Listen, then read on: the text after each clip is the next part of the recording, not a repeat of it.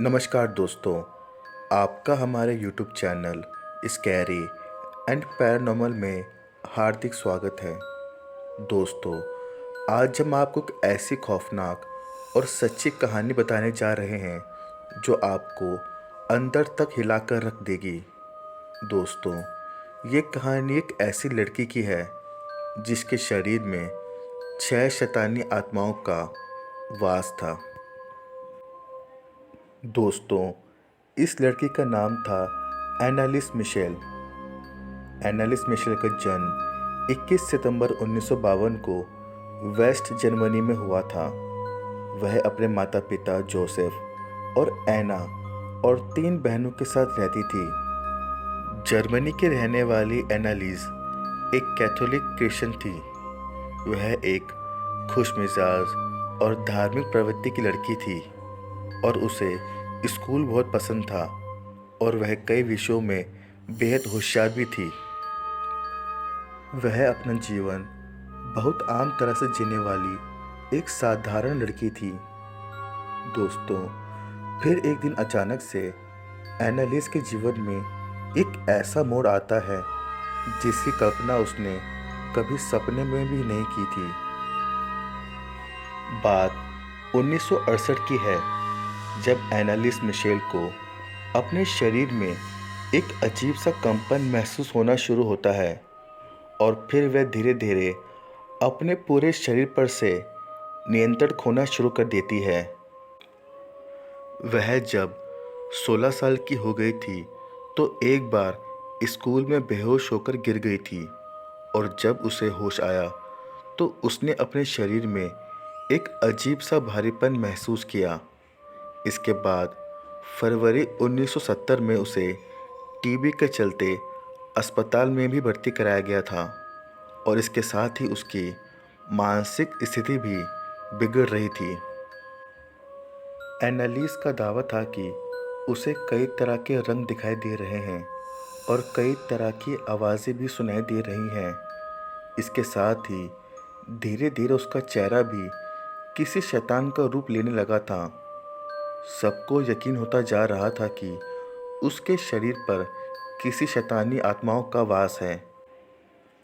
साथ ही उसकी आवाज़ भी बहुत अजीब रूप से बदलती जा रही थी, जिसको सुनकर हर कोई काँप जाता था। वह एक अलग आवाज़ और एक अनजान भाषा में बात करने लगती थी। दोस्तों, एनालिस को हर बार बस एक ही आवाज़ सुनाई देती थी कि तू नर्क में है। दोस्तों, इस दौरान उसका मिर्गी का इलाज भी किया जा रहा था, लेकिन साथ ही उसकी मानसिक स्थिति भी लगातार बिगड़ती जा रही थी। एनालिस को 1973 में प्रार्थना के दौरान बहुत भयानक हेलुसिनेशन होने लगा था, जिसकी वजह से एनालिस को यकीन हो गया था कि उसके शरीर में कोई शैतानी आत्मा घुस चुकी है।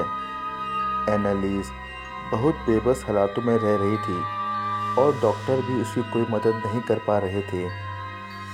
थक हार के उसके माता पिता उसे पादरियों के पास ले गए।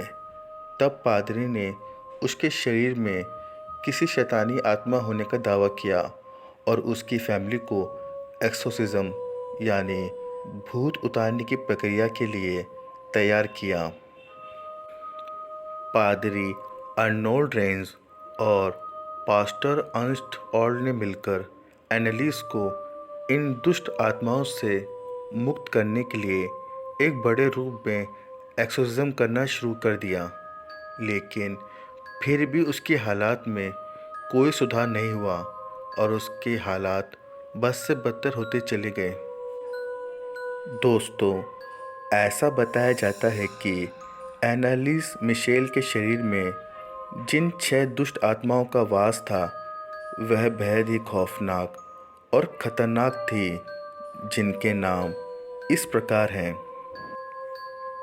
नीरो, जो रोमन साम्राज्य का शासक था और जिसे अत्याचारी और दुर्गुण व्यक्ति के रूप में वर्णित किया जाता है। जूडस इस्कैरियोट।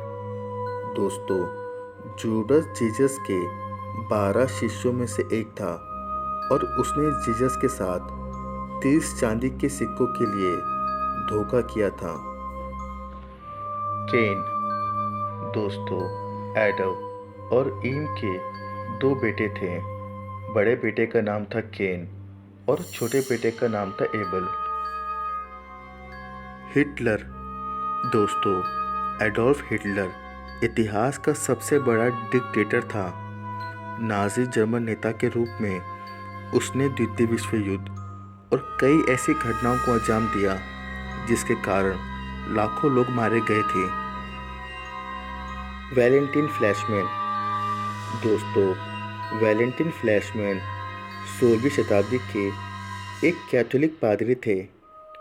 उनके शराबी व्यवहार और मारपीट और हत्या के आरोपों के कारण उन्हें कैथोलिक चर्च से हटा दिया गया था।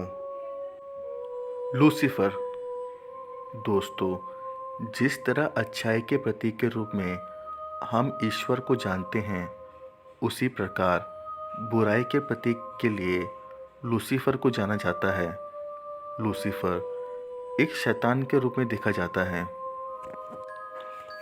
दोस्तों, ऐसा कहा जाता है कि इन 6 दुष्ट आत्माओं के कारण एनालिस की तबीयत इतनी ज़्यादा बिगड़ चुकी थी कि वह ठीक से खड़ी भी नहीं हो पाती थी। साथ ही वह बहुत अजीबोगरीब हरकतें भी करने लगी थी, जैसे अपने ही मूत्र को फर्श से चाट कर पीना और कोयला और कीड़े मकोड़ों को खाना। वह कई बार अपने कपड़ों को भी फाड़ दिया करती थी। एक्सोर्सिज्म के बावजूद उसके हालात में कोई सुधार नहीं हो रहा था और इस दौरान एनालिस धार्मिक चीज़ों जैसे कि क्रॉस से दूर रहने लगी थी। दोस्तों, अगले 10 महीनों तक चले एक्सोर्सिज्म में एनालिस पर भूत भगाने के 67 सेशन हुए। ये सभी सेशन कम से कम 1 घंटे की होते थे। भूत भगाने की इस प्रक्रिया के दौरान पादरियों के कहने पर ही एनालिस को सभी दवाइयाँ देनी बंद कर दी गई थी और साथ ही एनालिस ने खाना पीना भी छोड़ दिया था, जिसकी वजह से वह बेहद कमज़ोर होती जा रही थी और उसका वज़न भी 30 से 40 किलो रह गया था। लेकिन इस सब के बावजूद भी भूत भगाने की प्रक्रिया को जारी रखा गया। इस दौरान उसे कई बार चेन से भी बांधा जाता था, क्योंकि एनालिस कई बार पादरियों और परिवार के लोगों पर भी हमला कर दिया करती थी।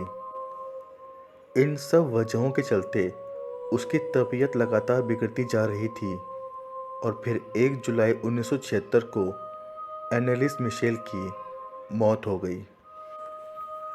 लेकिन जब एनालिस की ऑटोप्सी रिपोर्ट सामने आई तो उसमें पाया गया कि एनालिस के दांत पूरी तरह से टूट चुके थे और उसकी आंखें भी काली पड़ चुकी थी और पूरे शरीर में चोटों के निशान थे। साथ ही वह कुपोषण का भी शिकार थी।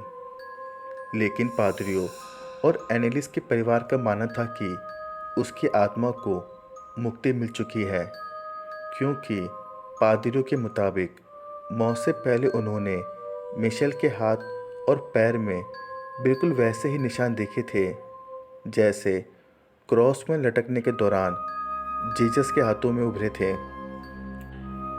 पादरियों के मुताबिक ये मिशेल की आत्मा के मुक्त हो जाने की निशानी थी, जबकि कोर्ट ने इसे हत्या का मामला करार दिया और कोर्ट ने 1978 में मिशेल के माता पिता को और दोनों पादरियों को हत्या के जुर्म में जेल की सज़ा सुनाई थी। दोस्तों, एनालिस मिशेल की ज़िंदगी के ऊपर 2005 में the exorcism of the Emily Rose नाम की एक फ़िल्म भी बनी थी ताकि दुनिया उसकी इस दर्द भरी कहानी को जान सके। तो दोस्तों, आप एनालिस मिशेल के बारे में क्या सोचते हैं, हमें ज़रूर बताएं।